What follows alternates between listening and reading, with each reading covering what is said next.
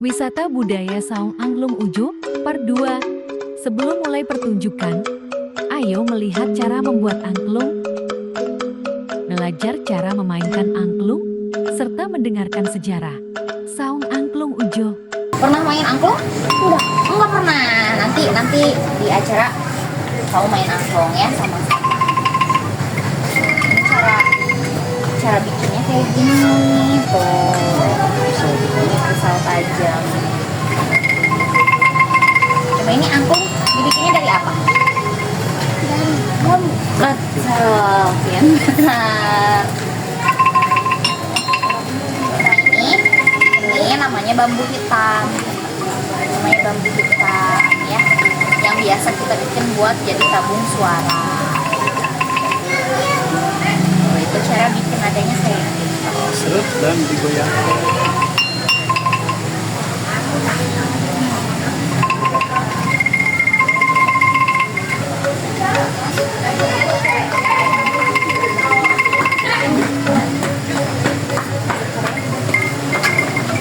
Coba ambil satu.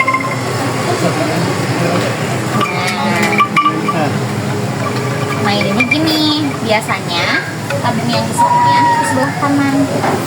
Betul ya? Betul. Nah, tangan kirinya kayak gini, digantung. Iya, terus tangan kanannya di sini di bawah. Balik sayang, tangan kiri kamu sebelah sini. Oh, kidal, Pak? Oh, bukan. Ini tangan kirinya. Nah, tangan kanannya di bawah. Nah, terus digatuin gini. Salah. Nah, Digoyang nggak?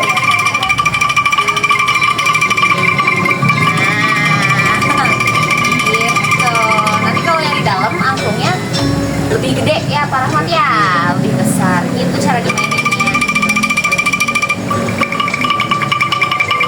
Nah, ini adalah sebelah kanan ya, diputerin. Nah, betul. Tangan kirinya mana? Tangan kiri. Nah, kayak gini. Jadi fungsi tangan kiri itu menggantungkan angklung ya di tengah-tengahnya seperti ini. Tangan kanannya terusin ke bagian bawah. Terus geterin. Nah, betul. Ini digoyang ke samping. Kakak Gibrannya udah bisa nih kayak gini. Nah, gitu. Jadi nanti kamu di dalam bakal main angklung sama-sama, bakal mainin lagu-lagu ya. Ini sekalian dijelasin aja ya, Ibu ya, kita sedikit cerita mengenai angklung ini. Nah, jadi angklung ini itu proses pembuatannya cukup panjang, lama banget. Soalnya kita pakai bambu itu yang umurnya 3 sampai 6 tahun aja gitu. Kita harus nunggu bambunya itu umurnya 3 sampai 6 tahun. Ya, tidak terlalu muda, tidak terlalu tua juga. Karena itu akan berpengaruh ke kualitas suara nanti ya.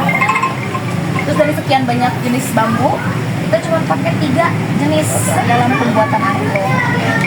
Ya, untuk bagian ini frame itu kita pakai bambu bongbong. Ya, jenis bambu paling besar dan paling kuat yang kita punya di sini ya. Dan untuk bagian dasarnya ini kita pakai namanya bambu apus. Bambu apus namanya ya. Terus tadi Gibran ini yang bagian tengah pakai bambu apa? Bambu hitam nih, bambu hitam Ibu ini untuk bagian tabung suaranya. Nah, ini Ibu karena kenapa kita pilih bambu hitam selain warnanya udah bagus duluan ya Pak ya, jadi nggak harus kita cat lagi, cukup kita vernis aja. Itu suara yang dihasilkan juga bagus karena ini tidak terlalu tebal ya Pak ya. Iya. Gitu. Terus biasanya setelah ditebang, itu kita tebangnya itu di musim kemarau. Jam 9 pagi sampai jam 3 sore. Batas waktu, ada waktunya. Bukan karena mistis ya, tapi karena di jam-jam segitu bambu itu lagi berproses fotosintesis. Jadi kadar air di bambunya sedikit. Nah, jadi itu akan mempermudah kita untuk proses selanjutnya itu mengeringkan bambu. Kita biasanya mengeringkan bambu itu kurang lebih 6 bulan sampai 1 tahun. Itu cukup lama iya. Setelah dipotong akan kita diamkan, akan kita angin-anginkan selama kurang lebih 1 tahun sampai dia benar-benar kering.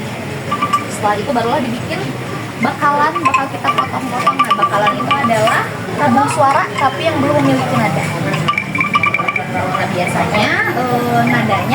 membuatnya ini seperti ini kayak yang Pak Ahmad lakuin sekarang. Jadi tinggal diserut dan dicek digoyangkan aja ya. Nah, untuk menyerut bisa ini biar kamu tahu bisa menyamakan nada sama bambunya. Diserut ya. Kalau bagian pinggirnya itu biar apa Pak Rahmat? Biar nadanya lebih rendah ya. Nah, biar Masih nadanya tinggi. rendah ya betul. Asli pinggirnya supaya lebih rendah, tapi kalau terlalu rendah tinggi-tinggi dipotong atasnya. Itu juga lumayan susah ya Bu ya, karena kalau kita yang bikin habis kayaknya. Pisaunya juga harus yang Iya, ini custom ya Pak Rahmat ya. Pisaunya udah berapa tahun Pak? Ini baru mungkin 20 tahun ada yang diasah terus ya. Iya. Biasa terus. Ini kan Bu Saung Angklung Ujo ini berdirinya tahun 1966. Nah, Pak Rahmat sudah bekerja di sini dari 1976. Udah lama. Udah berapa puluh tahun berarti Pak Rahmat ya? sekitar 40. Sekitar 40. Dari dulu orang-orang manggil saya kakak, sekarang manggil saya kakek. Udah beda panggilannya. Kak sudah meninggal. Sudah wafat. Siapanya Pak Rahmat? Tetangga ya. Pak Rahmat tetangganya ya. Itu Ibu. Sekarang diteruskan oleh putra sembilannya Pak Ujo. Pak Ujonya 10 putra. 5 laki-laki 5 perempuan.